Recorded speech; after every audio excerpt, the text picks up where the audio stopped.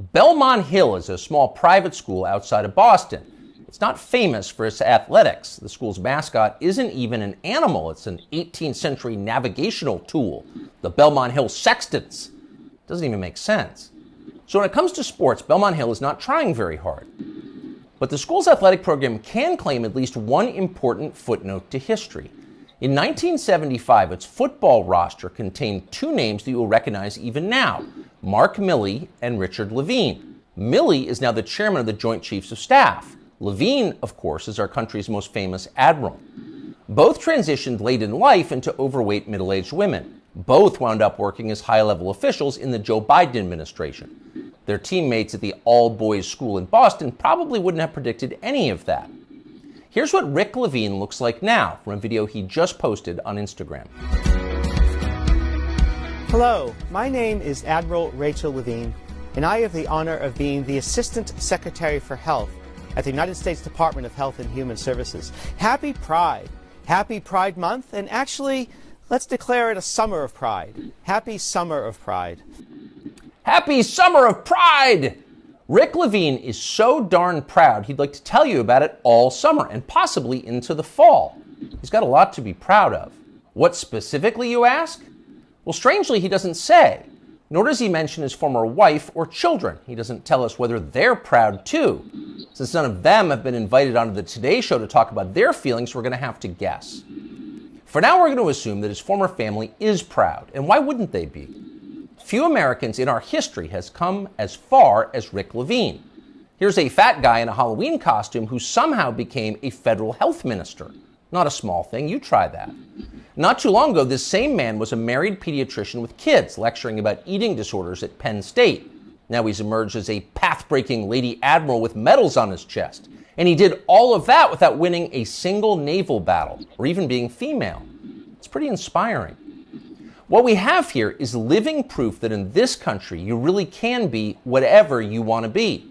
If Rick Levine can become Admiral Rachel, why can't you be Napoleon? Or Lord Mountbatten, the last Viceroy of India?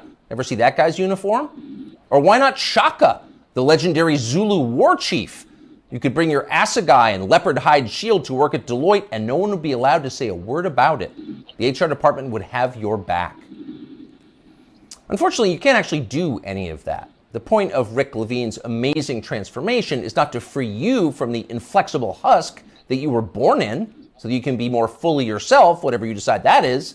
No, that's not the point. Rick Levine's personal journey has nothing to do with you. It's about him. It's his journey. Your fantasies about becoming something totally new and different have not been approved yet. In fact, they're weird. Shaka, the Zulu war king? Come on, that's racist. Shut up and be proud of Admiral Rachel. I, Rachel L. Levine. She's the one who has smashed glass ceilings. You just got some kind of weird fetish. So actually, now that we're saying this out loud, it's pretty clear that Rick Levine has no interest in liberating you from anything. This is not about liberation. It's just the opposite. It's just another religious war, same as all the others. The people who think they're God versus everybody else. In primitive civilizations, which would include every civilization since the beginning of time until ours, people assumed there were rules that no human being made, but that people could ignore only at their peril, at great risk. Some called these rules nature, or natural law, or even, as societies advanced, theology. But most of the time, people didn't call them anything. They didn't have to. There wasn't a debate about whether the rules were real. People assumed there were consequences to pretending that you were God. They thought Sodom and Gomorrah were real places. They were destroyed for disobedience. They imagined the same thing could happen to them. Not anymore. Rick Levine doesn't worry about being punished by forces he can't see. He knows he's in charge. He makes the rules. He sets the limits. Reality is what he says it is. That's his view, and he shares it with virtually everybody else in a position of authority in the United States. That's a pretty bold bet, really. For 7 million years, human beings have believed one thing, presumably based on some evidence. Around 2015, they became convinced of something completely different. Are they right? It feels like we're going to find out soon. Younger people say the news is full of lies. Kennedy's motorcade. 239 people. Cell death of Jeffrey Epstein.